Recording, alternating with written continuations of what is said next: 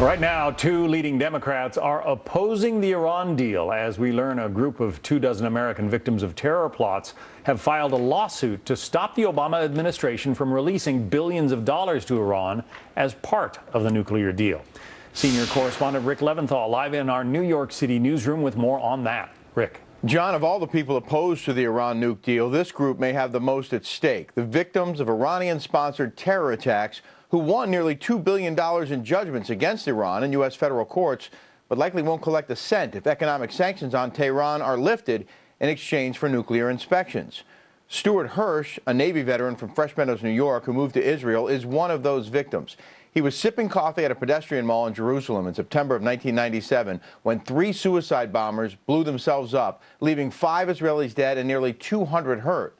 Hirsch suffered mild brain damage, burns, and back injuries. Hamas, backed by Iran, claimed responsibility for the attack, and 12 years ago, Hirsch and other victims filed suit against the Iranian government, winning a judgment totaling more than $400 million. This is not an issue of politics. It is an issue simply of human rights. Those who were victimized should receive compensation from the victimizer, from the aggressor.